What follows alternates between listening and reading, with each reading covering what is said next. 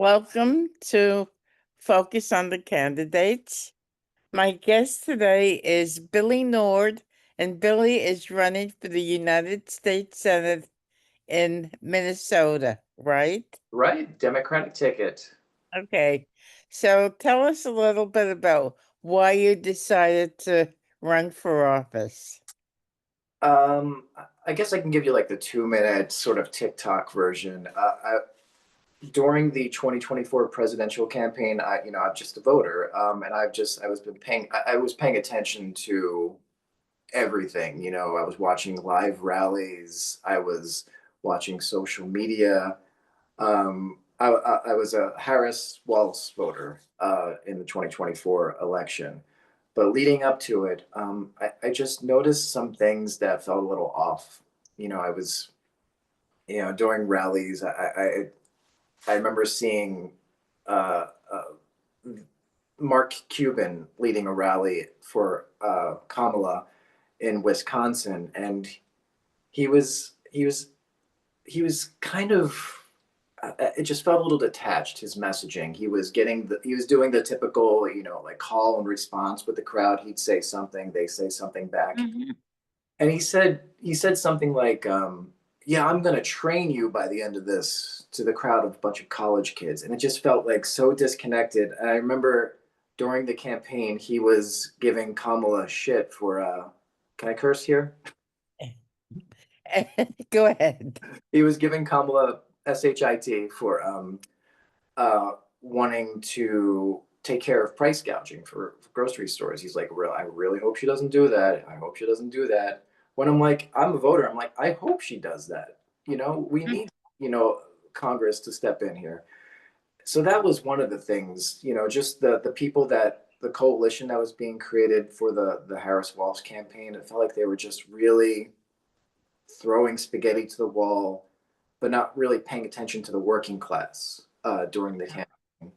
And then fast forward to the rally in Madison Square Garden when Tony Hinchcliffe, the comedian, said negative things about Puerto Rico, made a bad joke about Puerto Rico being we know what he said. And then there was a rally, a Harris Walz rally soon after, and it was the artist Fat Joe who was on stage speaking at this rally.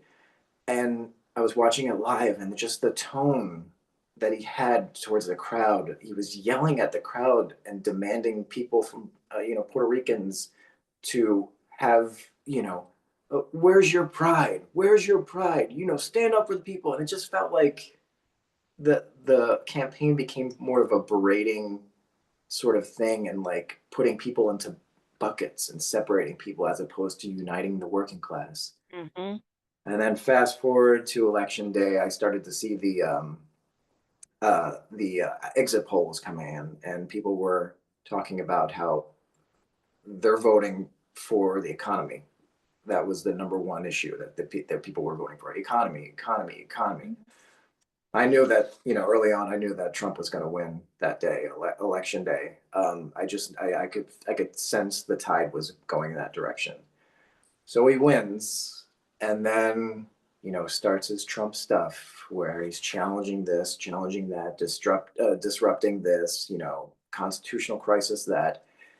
And I was seeing our elected leaders in the Democratic Party um, simply just pointing out, making statements pointing out what he's doing, as opposed to pointing out and providing a solution. Like, Trump is doing, he wants to conduct recess appointments, um, and not sort of an answer to it. Just, hey, he wants to do this thing that's against the Constitution. And I was just getting tired of it every day, that it didn't feel like that there was a fight there. You know, I wasn't feeling like I was being represented. And then I just want to backtrack a little bit. On election day, the day after, one of our daycare providers, she's wonderful and she has a family, and one of her children is a part of the trans community. And the day after the election, she announced to us that she's moving out of the country. Her and her family are going to find some place for, they want to keep uh, their child receiving the proper health care, and they just didn't feel safe here. And this is Minnesota. This is a trans sanctuary state. So I knew that something, people weren't feeling safe in our own state of sanctuary. So it started to snowball for me, and I just felt more and more like we weren't getting represented as much as we should be, and it kind of felt like we were just being let down more and more. And then Trump is in office, and it's just the same old every day. Our leaders just stating what he's doing wrong and not really providing a fight or giving any kind of guidance to us out here in the middle class or working class what to do. And then Tina Smith, our senator here in Minnesota, she announced she's retiring. And the next day, our lieutenant governor announced she's running for the seat, for the Senate seat. And in her announcement, it rubbed me the wrong way because in the announcement, it was a donation button, essentially. It's like donate. And also, it just, I, to paraphrase what she had said in the explanation as to why she was running, it read to me like, this is my seat. I've served all of this time doing all these things, and this is the next step in my representing the Minnesotans. And I'm just like, F that. Uh-huh. I announced the next day over social media. I said, no, you know what? I announced that day. I just kind of posted something on my social media. I said, I'm running. And then Okay, but the thing is, have you ever run for office before? I have not. But I'm an avid C-SPAN listener. I've been paying attention to politics since 2016, honestly, like Trump. I do give Trump one thing. He really motivated people into learning civics, which he did for me. I've learned so much. I've read a lot of books. I've never run before, but I've got friends who my uncle, he's no longer with us, but he was the chief of staff for a pretty prominent elected official who's still working today. So we have politics in our family here, and I have not run for office before. So I would assume, since this is your first run and you came into this, pretty, learn a lot. Have you learned a lot so far? Have I announced? It was February. It was February, and it feels like I've lived probably 5 campaigns since then. And right now it's July. It's the end of mid-July right now. I wake up every morning thinking about how I can do something more creative to run this campaign. I'm not taking any money. I'm donation free. I have to be very creative on how I campaign. So I wake up every morning, I look at my kids, and I think, oh gosh, we got to do something about this today. How am I going to make this work today? So that's I have learned a lot, but unconventional learning. I've been there's this democratic training tool that candidates receive. It's a database. It's basically online school for Mhm. Democratic candidates. So I've gone through that. I've gone through that whole process, and there's some things there. Honestly, there's a lot of antiquated material that the Democratic Party is training their candidates with.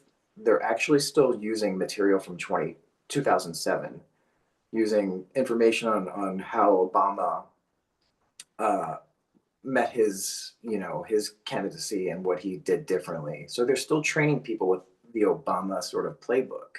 Is that right? That's right. Yeah. Wow. So I have gone through the You training. would think that with all of the great minds, that they would have been up to date in their thinking, right? Well, yeah, they're thinking. Yeah, absolutely. Especially considering what we experienced in 2024. I mean, it was like a complete turn on its ear, right? I mean, politics has changed. New politics Mm-hmm. is what I call it. But I agree. Yeah, you think that they would change something. Uh, mhm. So, you just said that you're not raising money.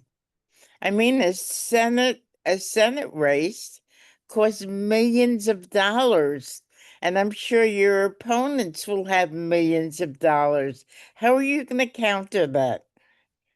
Well, I've been reading FEC reports, and most of the money that candidates raise, I'm sure you know this, goes to overhead, goes to like staffing, and um, a lot of the FEC reports list flights. A lot of flights for some reason. Candidates take my opponents are taking a lot of flights or paying consultants or whatever.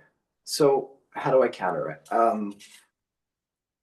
My goal is to just go out and meet people. I'm going throughout Minnesota and meeting people in hardware stores and punk rock house parties and coffee shops and diners, gas stations. And it shouldn't cost more than maybe a tank of gas or two to really go out and campaign.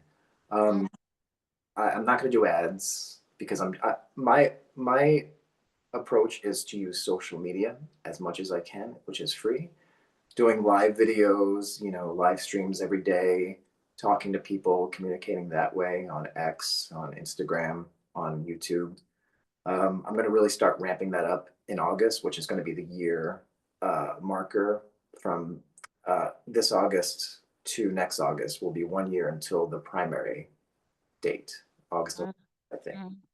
So that's going to be my approach. And I feel like I want to prove to people who are part of the working class like myself that there is this misconception of you need millions of dollars to want to represent yourself or your neighbors or your family.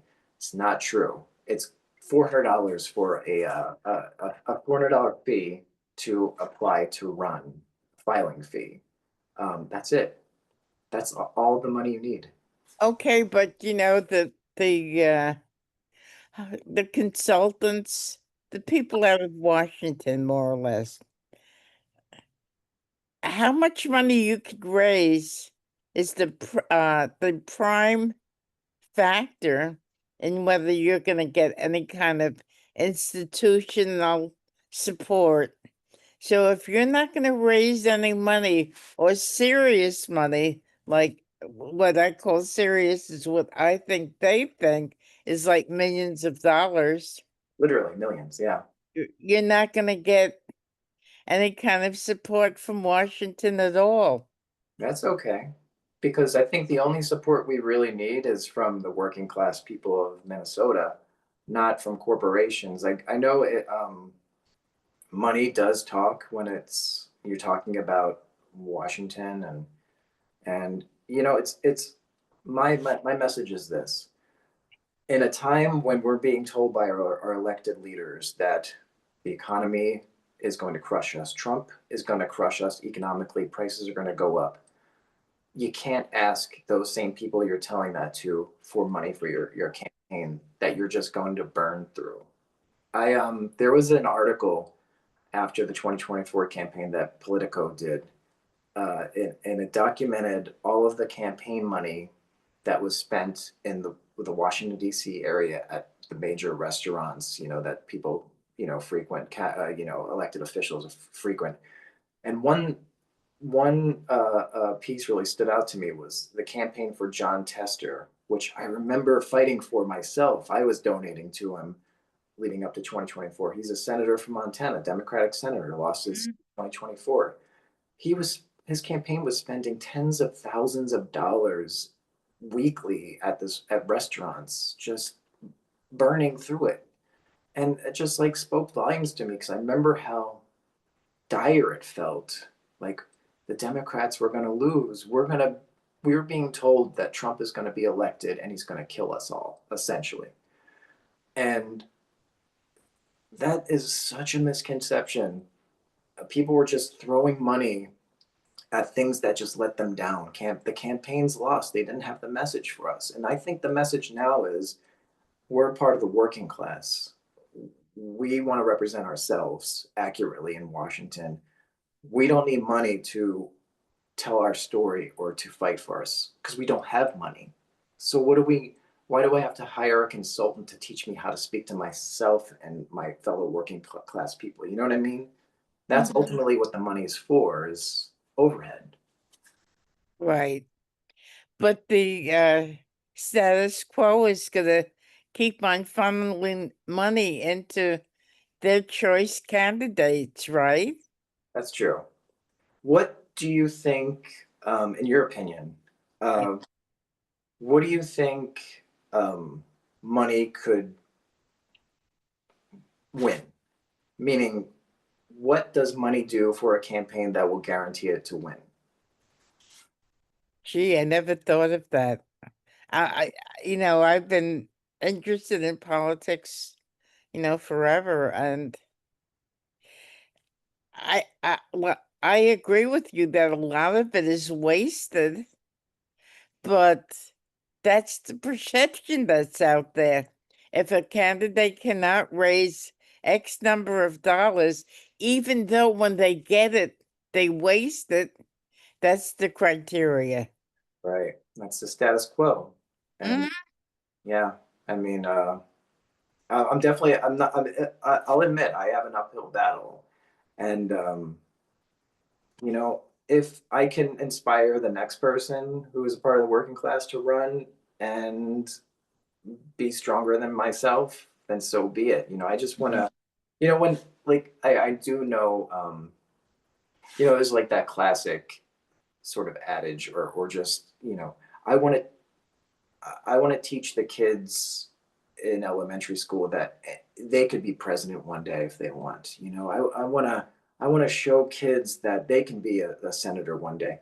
I want to show people who are 46 and working cleaning toilets overnight for their parents' cleaning company that they can be a senator and represent their family. You don't need to um, raise 10 times, 13 times, 15 times the price of your house to represent your son, your daughter. Mhm. So overall, what issues are important? So I've got a pitch that's more like filling holes essentially. Like I don't want to just survive, as a working class. I want to be comfortable as a working class. So I want to start from, you know, childhood. I want to make sure that kids get food. I want free lunch. I want free breakfast, lunch, and free takeaway dinner for all school age children. uh, Parents, when you are a new parent, I want additional tax breaks for the first couple of years of a child's life leading into preschool. I want preschool to be public. I want K through 12 to be pre-K through question mark. I want vocational school. Mm. I want to myself. I didn't know I could be a homeowner until I was 40. Oh gosh, it was about 41, 42 years of age when I was living in Brooklyn with my wife and my 1-year-old son, and the pandemic hit, and we were had such cabin fever, and we were so desperate. We were in a one-bedroom apartment in Brooklyn for months and months, and we just snapped and said we got to buy a house. And we found a house in Minnesota, and we found all this amazing opportunity as far as loans are concerned. Our bank had a program that they covered our down payment and our closing costs. If we just did it was like an 8 to 10 hour lesson plan. It's basically school. So I want to show people who have just graduated high school or are in college or just any new homeowner that they can be a homeowner. You don't have to rent as soon as you get out of high school. You don't have to rent up until you're in your 40s. You can own a home at the age of 18. We'll cover your down payments, we'll cover your closing costs. The rest is up to you. You got to really prove yourself that you can sustain a loan. So I want to provide that. And then later in life, the retired generation, here's how I see it. I see traveling and exploring the world as healthcare. I don't want isolation as a killer. And I want to provide extra tax breaks for the retired people 55 and up, the retired generation, to travel once a year. I think there's already an additional tax break of $2,500 for a 65 and up crowd. I want to go down to the 55 and up crowd and double that tax break if you've traveled and can prove it. Maybe even travel to a national park, maybe, somewhere in the beautiful country we live in. And yeah, you should get a tax break for that. So that's kind of like the small pitch. And, I mean, I'm still developing my sort of articulate version of what I want to provide for people. Mhm. But it's definitely going to be a working class friendly uh, gift if I'm elected because So when you talk to people, when you talk to people who you consider your constituents, what's their reaction when you espouse your issues? really when I've mentioned that I'm running, I first the response is I'm going to vote for you. I guess they can just get a sense of, I'm a person and I'm not somebody that's, detached. Like I'm there with them, talking to them in a grocery store, a coffee shop, a punk show. The first response is, I'm going to vote for you. And then I start to tell them my policy positions, and they're like, you already sold me. Like I'm good. And I think that's indicative of what our elected leaders need to be doing. They need to be anonymous. Like no one knows who I am. They find out I'm elected. I'm running for office when I tell them. Mhm. So I think that is important, just to be anonymous and to be essentially what I am, a more part of the working class. So that tends to be after I do get a couple policy positions out to them, they're already sold on what I'm pitching. So you said that the mainstream media has not covered you at all? I got a mention in the Hill, one Hill article, but the whole article was about Representative Angie Craig receiving an endorsement of the senator from New Jersey, Andy Kim.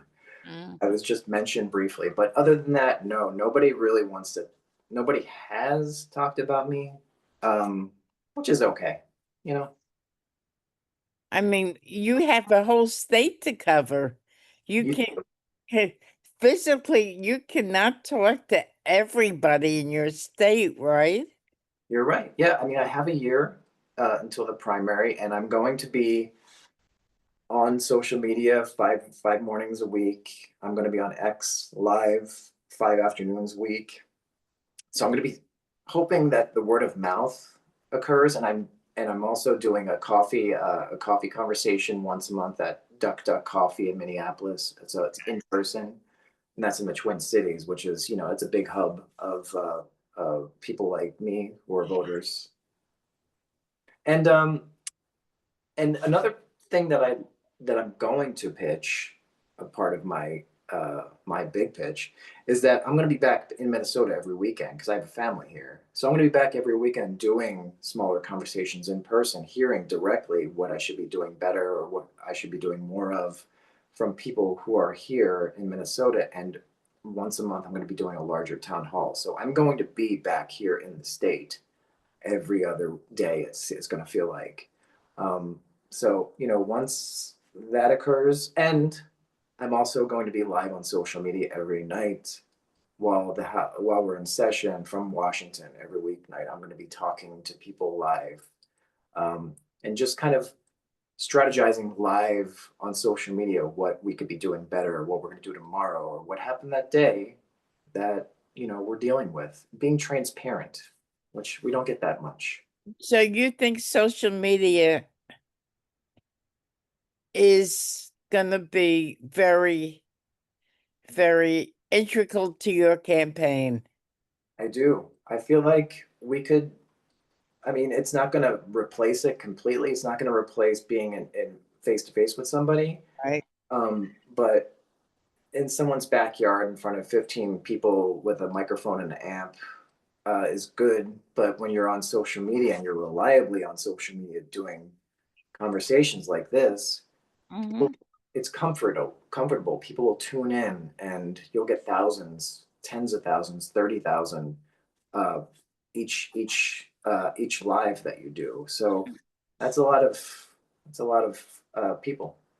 So do you think that the status quo realizes, I mean, the older people in government, do you think that do they realize the impact that social media has today on society? I I mean I think they may understand it, but they don't need to use it because they're already elected and comfortable. They're Uh-huh. not, they already have their base that will likely elect them every election. Um, but I really do think that it's going to be 90% social media, 10% foot on the ground, face to face conversations, campaigning going forward. I think we're definitely moving towards that. The people who are elected now, they're comfortable doing what they're doing. I mean, they have people maintaining their social media. I mean, you could tell, you can get a really sense of authenticity when someone's actually using their social media themselves against a staffer. Like people like Amy Klobuchar, my senator, senators, you get a sense that it's just sort of automated. But then there's people like the Republican Congressman Thomas Massey, who responds to people on Twitter himself. Like you get it, like that guy's. We may not be a part of the same party, um, but I guarantee that Thomas Massey is going to be running for 2028 on the Republican ticket for president because that guy's like got such a connection with his voters and understands social media pretty well. I sometimes I listen I listen to a lot of right wing stuff just to get a sense of what people are talking about on social media. Like there's something called Spaces on X on Twitter, and Spaces is just it's like an it's like a Zoom meeting with a bunch of people over audio, and it's just anybody, and they'll find a topic and they'll discuss that day's news, and it's a very right wing sort of audience. So I'll hop on and listen to these things just to get a sense of what people are talking about. Are you on Blue Sky at all? I'm not on Blue Sky. Are you on Blue Sky? No, I'm not. I feel like it might be a little bit of an echo chamber there with the Democrats. Okay. Yeah, that's what I've been So, hearing. so you don't think they've evolved yet? Um, Not yet. Maybe I'll give it a year. Okay. You could probably expect it to evolve when it gets to be around the midterms, you know. Okay. Um, but And, I and I'm sorry, will you join Blue Sky at that point? sure, yeah, yeah. Or are you comfortable on X? Well, I just got back onto X. I had a personal profile a number of years ago that's just kind of dormant, but I just got back onto X in May just because I knew how much of a conservative stance it's taken. So I just got back in May. Maybe research you want to call it. I don't know what you want to call it, but I think it's important to hear what other people are saying. And yeah, I mean it's powerful. I'm on Instagram. I go live on Instagram live. Are you on Instagram? I'm on Instagram, but I never use it. All I see is picture that I don't hear any dialogue. I don't see anything that suits me. Yeah. Well, you could develop an audience there. You could go live like this on Instagram Oh, and you can? I didn't know yeah, that. yeah, this would be fantastic for Instagram Live. It's just it really is the algorithm. If you promote yourself as political commentary or interviews or world news, people will find you. Okay. Okay. So, I think that you're very interesting. I'm so interested in social media and how it's changing politics. Because when I talk to young people, I tell them, when I was your age, all we had was a telephone in our house to communicate with people. But today we have this, Yeah. we have our computers, we have, you know, we could shoot videos on our phones, we could text. It's amazing. And you know, I know that whatever is to come in the future, I'm right here wanting to learn what's going on. Well, yeah, I mean, let me know. I could help you set up an Instagram profile or like a live stream. I've When I was in New York, I produced live talk shows free of charge. Um I built something out of nothing. You know what I mean? Like I was definitely we were zero budget. So I know how to make things happen, and I could definitely help you set up your Instagram if you want to do like a live conversation show. I can help you with that. That would be great. So, in closing, final thoughts for now. Final thoughts for now. You know what? I when you're talking about when you were growing up and all you had was the phone. There was a comedian, I forget who it was, but I heard a joke recently. A stand-up comic was talking about how, imagine being somebody in the 80s or 90s and saying, "Oh, I've got to go take a picture or something," and then pulling a phone off the wall and then like just Oh boy. it's just a funny visual. Stand-up comic's great. Anyway, closing thoughts. You know what? I think it's time for change. I feel like I'm part of a generation that lived when the internet didn't exist and saw the change of when the internet didn't exist to when it became a thing. And then I saw the change of when social media didn't exist and then when it became a thing. I think right now I'm seeing a change of, I'm a part of a change where we're becoming more connected every single day, like you mentioned, with all these different tools. And we got to use this ability to communicate for good and not to separate ourselves. Like I don't give a shit what color your hat is. It could be red, it could be camo. I don't care if you voted for Donald Trump in 2024. Like all that stuff is putting ourselves into little buckets, Mm. dividing ourselves arbitrarily. We're all connected through the working class. I mean, we're all, if you're trans, if you're gay, if you're part of the tribal nations, we're all connected by being a part of the working class. Mhm. There's more of us, 99%, than there are that 1%. So let's stop fighting. Um, and let's be cool. We're seeing a definite change party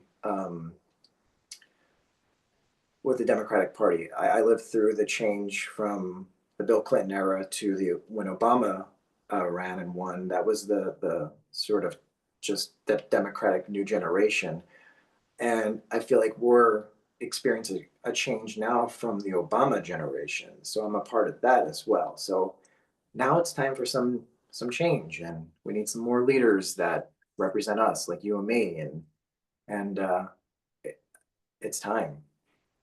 Great. So we'll talk again. You Let you've been listening to Billy Nord.